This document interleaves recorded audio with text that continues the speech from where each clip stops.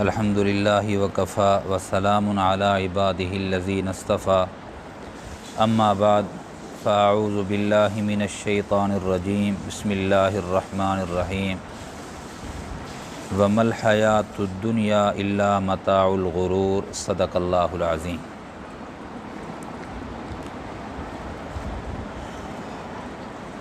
اللہ رب العزت نے تھوڑے سے وقت کے لیے مجھے اور آپ کو اس دنیا میں بھیجا ہے۔ اس دنیا میں بھیجنے کا مقصد قرآن پاک میں اللہ نے بیان فرما دیا۔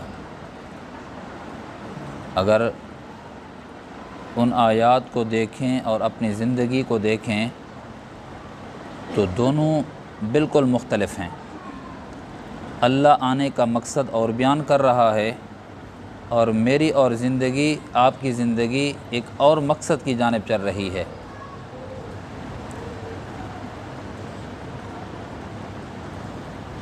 اللہ فرماتے ہیں انسان کے آنے کا مقصد وما خلقت الجن والانس الا لیعبدون، اس کی عبادت تھی۔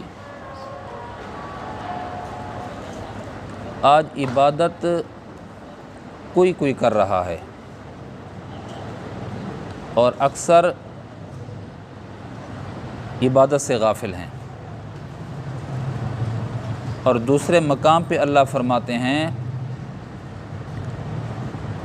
تبارک الذی بیدہ الملک وہو علی کل شیء قدیر الذی خلق الموت والحیات لیبلوکم ایکم احسن عملا۔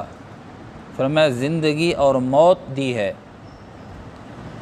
تو زندگی دی ہے موت کی تیاری کرنے کے لیے کہ تم میں سے کون مرنے کے بعد والی زندگی کے لیے تیاری کرتا ہے۔ جتنے افراد یہاں بیٹھے ہیں ایک لحظہ اپنے من میں جھانک کے دیکھیں بشمول میرے کہ کیا تیاری میں نے آپ نے کی ہے۔ ہم جو یہاں پر موجود ہیں یہ وہ لوگ ہیں جو عبادت کرنے والے ہیں کسی نہ کسی حد تک، اگرچہ نماز کو ہی پورا دین سمجھا ہوا ہے۔ یہ وہ طبقہ یہاں پر جلوہ گر ہے، یہاں تشریف فرما ہیں کہ جنہوں نے عبادت تو اختیار کی ہوئی ہے، لیکن کیا اس آنے والی لامتناہی زندگی کے لیے کچھ سامان بھی کیا ہے یا نہیں کیا؟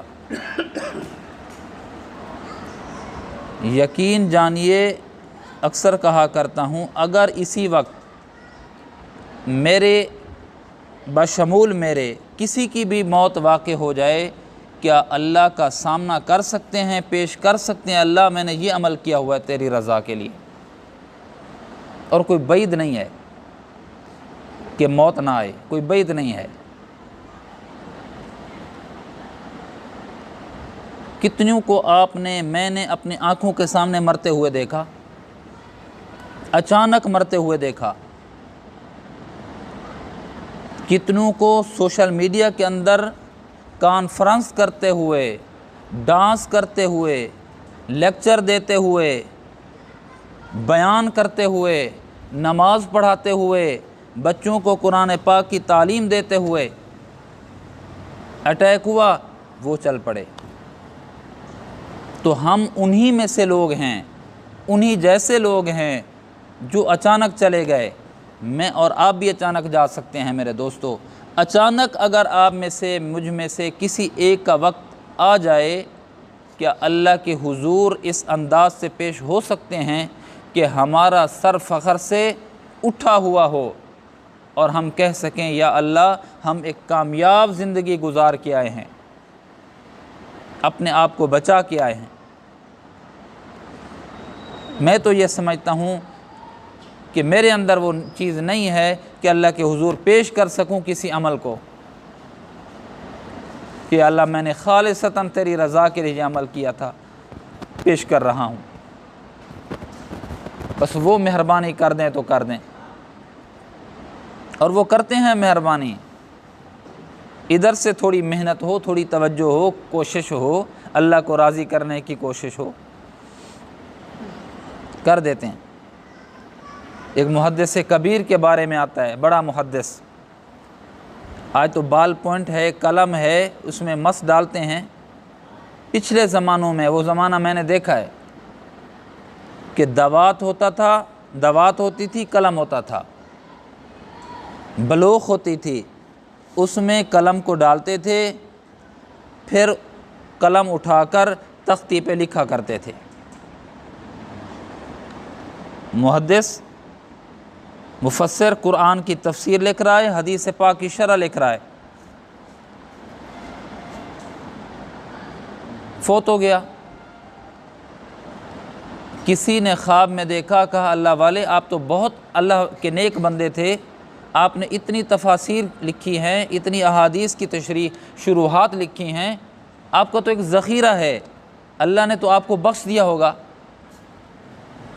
اس نے کہا کہ نہیں، جب میں اللہ کے حضور پیش ہوا، خواب والے کو بتا رہا ہے، جب اللہ کے حضور میں پیش ہوا تو اللہ نے فرمایا کیا لائے ہو؟ تو میں نے کہا کہ یا اللہ تیرے قرآن کی خدمت کر کے آیا ہوں، اتنی میں نے قرآن کی تفاسیر لکھی ہیں، ایک بہت بڑا خزانہ علم کا چھوڑ کے آیا ہوں، لوگ ان سے استفادہ کر رہے ہیں۔ حدیث مبارکہ کی ایک ایک حدیث کی کئی میں نے شرحیں کی ہیں، میں یہ خزانہ چھوڑ کے آیا ہوں، صدقہ جاریہ لوگ پڑھتے رہیں گے، فیض لیتے رہیں گے، نامہ اعمال میرا ثواب سے بھرتا جائے گا۔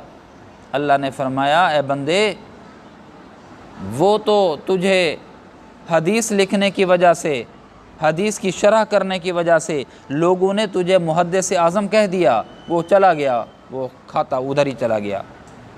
قرآن پاک کی تفسیر لکھنے کی وجہ سے لوگوں نے تجھے مفسر قرآن کہہ دیا، اشتہاروں پہ بڑے بڑے حروف، جلی حروف میں تیرا نام لکھا ہوتا تھا اور تیرا ڈنکا بجتا تھا، تیری شہرت ہوتی تھی، وہ تو میرے لیے نہیں ہے۔ یہ اللہ والا کہتا ہے میرے تو اوسانی خطا ہو گئے، جن کو میں نے ذخیرہ آخرت سمجھا ہوا تھا، زخرف سمجھا ہوا تھا، وہ تو اللہ نے ایسے کہا کہ وہ اڑ گئے۔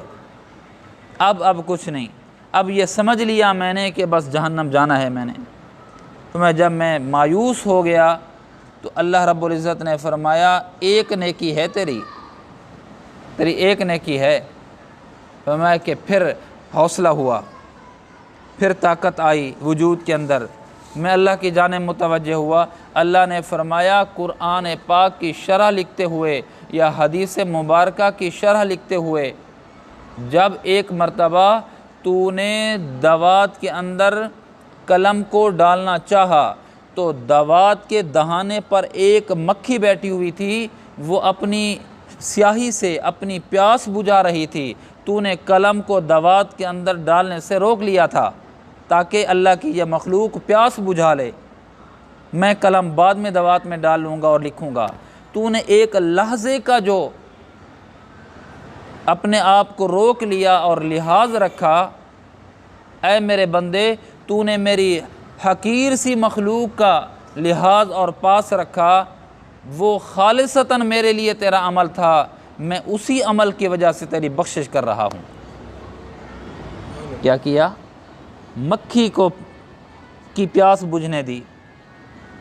کبھی ایسا کر لیا کر میاں، راستے میں گزر رہا ہے اور کتا گندے پانی سے پانی پی رہا ہے، رک جایا کر، وہ پی لے۔ جب میں یہ واقعہ میں نے پڑھا یا سنا، اس کے بعد سے ایسا ہے، وضو کرنے کے لیے جا رہا ہے، ایک پیاسی چڑیا نے آ کر ٹوٹی کے اندر اپنی چونچ ڈال دی، رک جا، تو ٹھہر جا، اس کو پیاس بجھانے دے، اسی سے تیری اور میری بخشش ہو سکتی ہے۔ لیکن یہاں یہ یاد رہے، کوفے والوں میں سے کسی نے کہا، کسی اللہ والے سے کہا، کوفے والوں میں سے کسی نے کہا حضرت پاؤں کے نیچے چمٹیاں آ جاتی ہیں، مکوڑے آ جاتے ہیں، مر جاتے ہیں، روندے جاتے ہیں، کہیں گناہ تو نہیں ہوگا؟ فرمایا کوفے والا ہے، حسین کو بے دردی سے شہید کر دیا، اس کا خیال نہ آیا، اور تو مسئلہ پوچھ رہا ہے کہ چمٹیاں تو میرے پاؤں کے نیچے آ جائیں، اللہ پکڑے گا تو نہیں؟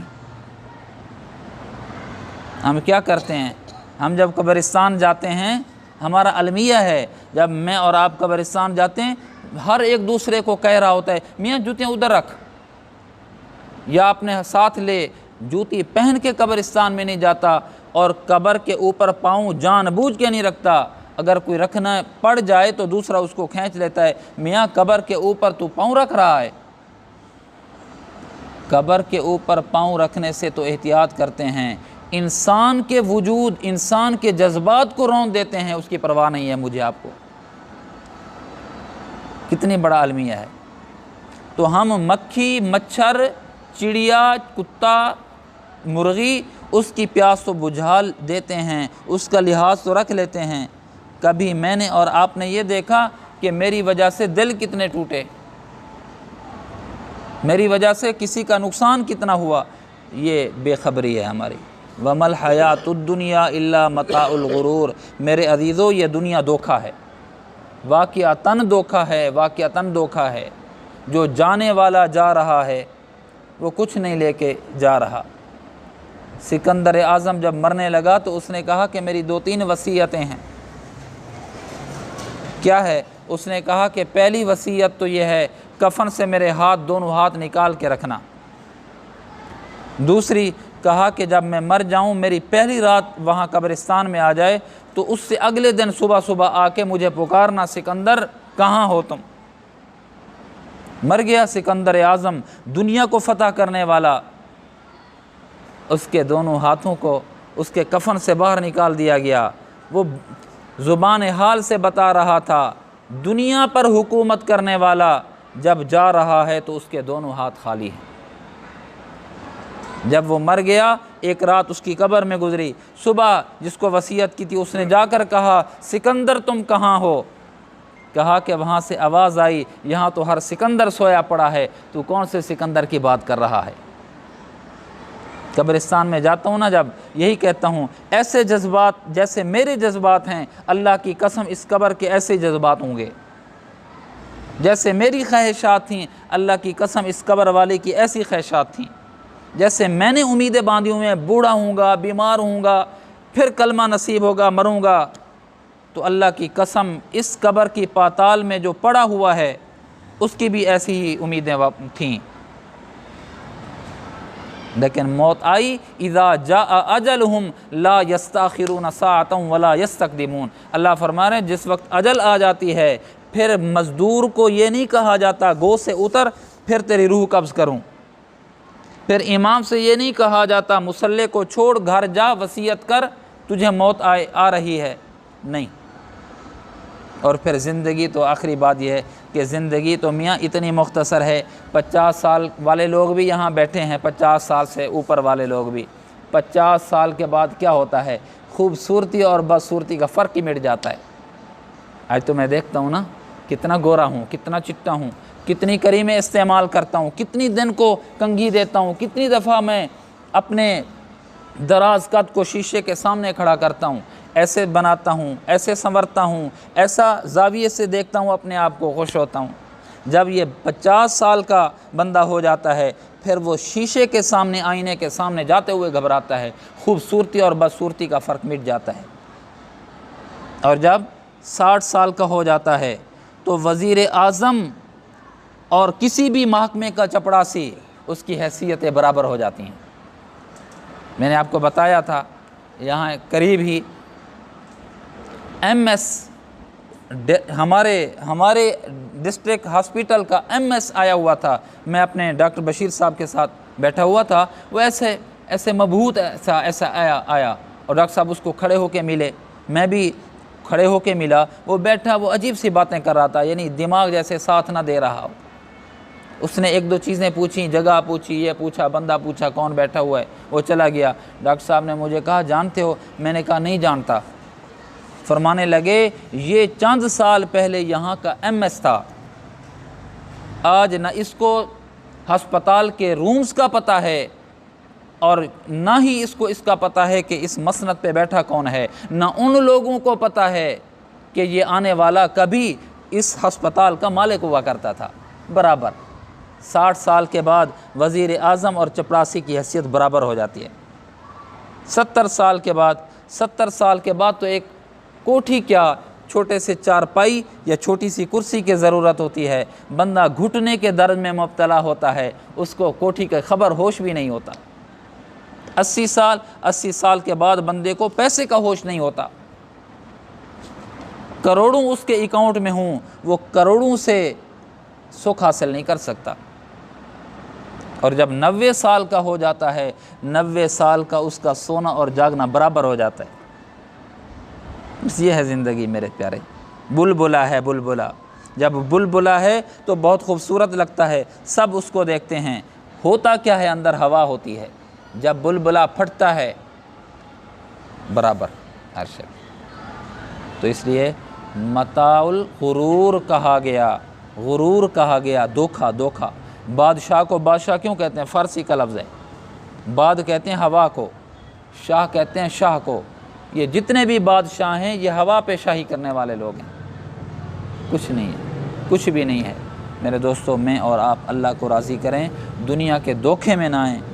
ایسا نہ ہو کہ ہم اللہ کے حضور جائیں تو ہمارا اللہ نہ کرے کہ ہم ایمان کی حالت میں نہ جائیں۔ کیا گارنٹی ہے؟ جس طرح عدیل میاں یہ گارنٹی نہیں ہے کہ میری عمر کو پہنچے گا یا نہیں۔ اللہ کی قسم، مجھے اور آپ کو امید رکھی جا سکتی ہے، ورنہ 100% یہ نہیں کہا جا سکتا کہ میرا اور آپ کا خاتمہ ایمان پہ ہوگا، کوئی پتہ نہیں۔ ایمان والی زندگی گزاریں گے تو یقیناً ایمان پہ خاتمہ ہوگا۔ اگر ہم نے ایسے ویسی زندگی گزارتے رہے تو پھر ایسا ہوگا کہ ویسا ہو جائے گا۔ ایسے ویسے کیسے ہو گئے، اور کیسے ایسے ویسے ہو گئے۔ ایک اللہ والے کا شعر ہے، ایسے ویسے کیسے ہو گئے۔